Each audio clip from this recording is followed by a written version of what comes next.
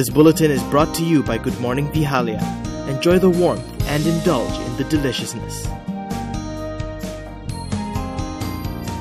Good morning, good morning.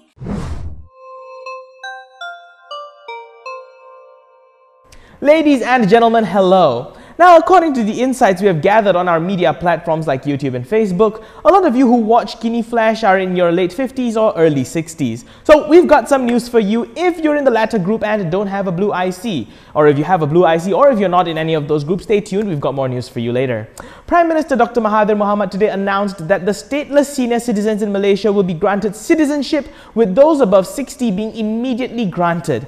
This will involve 3,407 stateless Indians above the age of 60, which were brought to his attention by Pakatan Harapan MPs. For those who are younger than 60, if there is a basis for them to become citizens, such as being born in Malaysia, they too would have a right to become a citizen. Mahathir explained that this was to fulfill Pakatan Harapan's manifesto, which promised to address the issue of statelessness in the Indian community.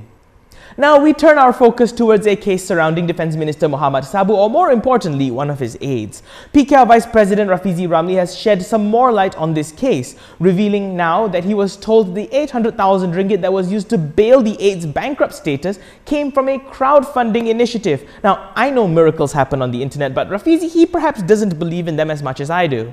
He thinks that it's an excuse and that it's unacceptable.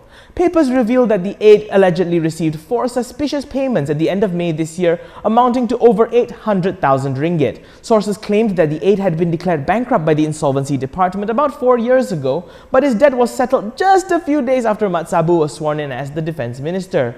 Over on Mat Sabu's side, he's not sparing anyone. Today, he made it clear that he will not compromise on the issue of integrity and welcomed the Malaysian Anti-Corruption Commission's investigation against his aide. The Public Accounts Committee is now back in action with their new boss, former Dewan Rakyat Deputy Speaker Ronald Candy, at the helm. So they've got quite a bit on their plate, from 1MDB to the GST refunds, but former Prime Minister Najib Razak says that they shouldn't focus on finding faults. Tak ada apa-apa yang saya nak bantah, sebab kita nak cari kebenaran. PAC dulu telah membuat kesimpulan bahawa saya tak ada apa-apa yang kesalahan yang saya lakukan sebagai Perdana Menteri dan sebagai Menteri Kewangan. Itu telah endorse oleh PAC.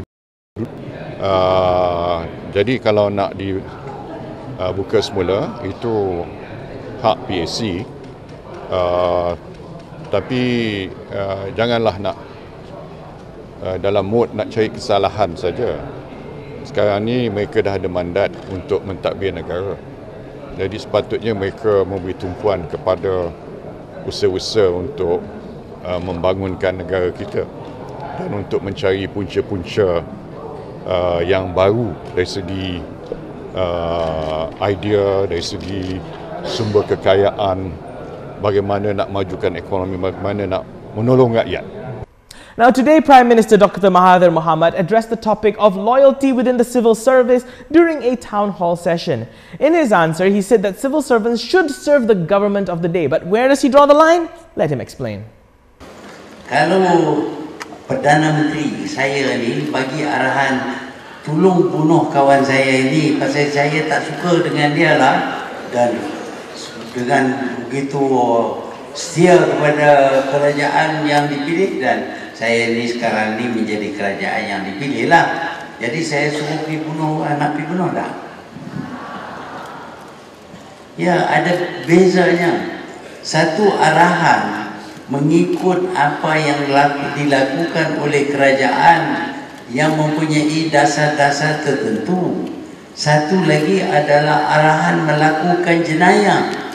Kalau dikatakan tolong sembunyikan bukti jenayah itu salah, tak boleh buat. Malaysia's first multi-grains brand. The champion is Good Morning.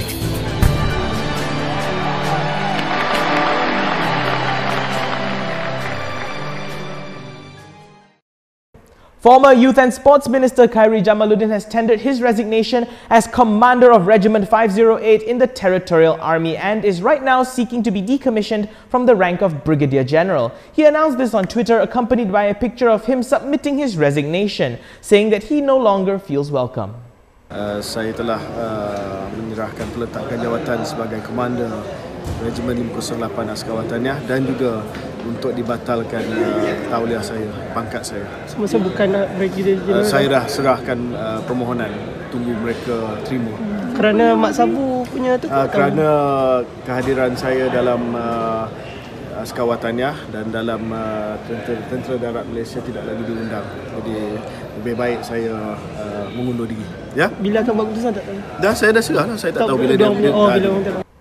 Now, let's talk about PKR President Anwar Ibrahim's road to the Dewan Rakyat. As of right now, he's nowhere near Parliament. However, as Pakatan's so-called PM-in-waiting, Anwar says that he hopes to return to the Dewan through a by-election. So how? His wife and his daughter both said that they're not giving up their seats. Will he take up William Leong's offer? According to a report by Free Malaysia Today, Bagan Serai MP Nor Azmi Ghazali, who had won his seat in the 14th general elections as an UMNO MP, may be offering his seat to Anwar. Looking back at GE14, Nor Azmi secured a victory with just a paper-thin majority of 172 votes ahead of his rival from PAS. He has since defected from Barisan and announced that he has interest in joining Bersatu. Now, we got a hold of him today in the Dewan Rakyat. What did he have to say about this and giving up his seat for Anwar? Saya setakat ni independent MP. Fokus saya untuk Bagan Serai. Takkan kosongkan MP? Ya. Belum lagi. Kalau ada permintaan daripada Datuk Seri Anwar, adakah Datuk Tengok dulu. Boleh pertimbang. Our final story for today concerns the Buku Harapan, the fairy tale manifesto drummed up by Pakatan Harapan in the lead up to the 14th general elections. Last night, Prime Minister Mahathir addressed a gathering of Harapan and Warisan MPs in Petaling Jaya, admitting that the ruling coalition was facing a tough time over its thick manifesto and that even they did not expect to win and form the government in the 14th general elections. He also told the MPs that the coalition must do their best to fulfill the promises or find proper justifications for those that can't be met. Is there a problem with the way we write our manifestos in this country? Be honest, okay, did you really read the manifesto of the party you voted for? I had no excuse, it was part of the job. But what about you who are watching this right now? Tell me in the comments or on Twitter. Hit like, follow, subscribe and share this video. I'm Daniel Anthony, thank you for watching.